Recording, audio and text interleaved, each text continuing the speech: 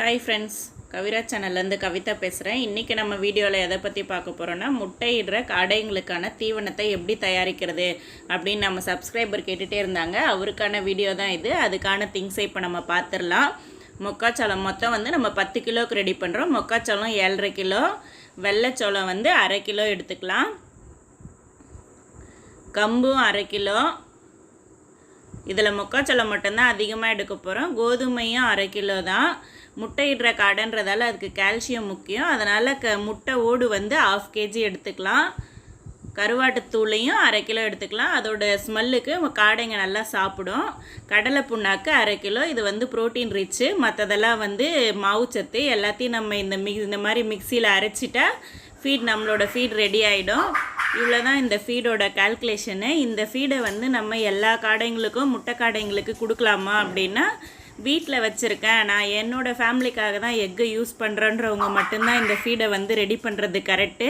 Form லெவலில் வச்சுட்ருக்குறவங்க இந்த ஃபீடை ready பண்ணுறது வேஸ்ட்டு தான். ஏன்னா முட்டையோட ஈல்டு கண்டிப்பாக குறையதான் செய்யும் இந்த மாதிரி நம்மளே ரெடி பண்ணுற ஃபீடில்.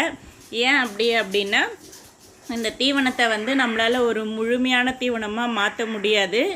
தூள்களும் ஒரே அளவில் இருந்தால் தான், காடைங்களுக்கு சின்ன தூளாக தான் இருக்கணும், ஆனால் ஒரே அளவில் இருந்தால் தான் சாப்பிடும். தூள்கள் ஒரே அளவில் இருந்தால் தான் அதுக்கு தேவையான எல்லா சத்தும் கிடைக்கும்.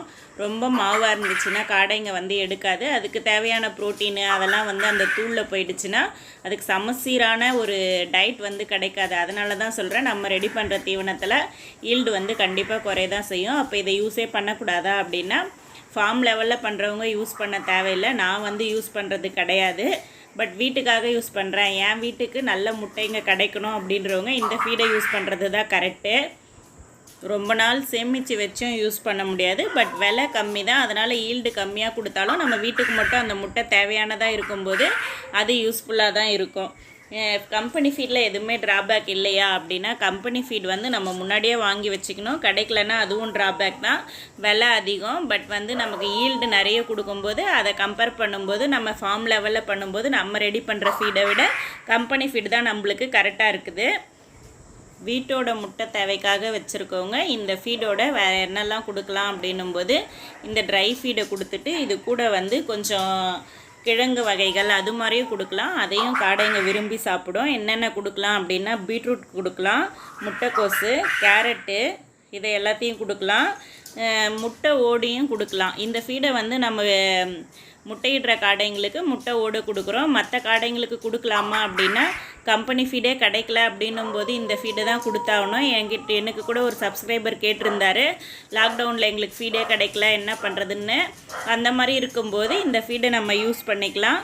முட்டையிடுற காடைங்களுக்கு முட்டை ஓடு ஆட் பண்ணியும், கறி காடைங்களுக்கு இந்த ஃபீடை முட்டை ஓடு மட்டும் விட்டுட்டு மற்ற இன்க்ரீடியன்ஸ் எல்லாம் ஆட் பண்ணியும் ரெடி பண்ணிக்கலாம். காடை முட்டையில் எவ்வளோ சத்துக்கள் இருக்குது அப்படின்ற வீடியோ நம்ம ஆல்ரெடி போட்டிருந்தோம். அதோட லிங்க்கை டிஸ்கிரிப்ஷனில் கொடுக்குறேன். தேவைப்படுறவங்க போய் பார்த்துக்கோங்க. அந்த முட்டையில் இருக்கிற எல்லா சத்தும் இந்த மாதிரி நம்ம ஃபீடை ரெடி பண்ணி கொடுக்கும்போது தான் கிடைக்கும். அதனால் நீங்கள் வீட்டுக்காக காடையை வளர்க்குறேன், ஒரு 20 காடை அது மாதிரி என்னோடய வீட்டுக்காக வளர்க்குறேன்னா இந்த ஃபீடை ரெடி பண்ணி கொடுங்க. நம்ம அப்பப்போ மிக்சிலேயே கூட அரைச்சிக்கலாம். இதுதான் கரெக்டு. இந்த வீடியோ வீட்டில் காடையை வளர்க்குறவங்களுக்கு யூஸ்ஃபுல்லாக இருக்கும்னு நினைக்கிறேன்.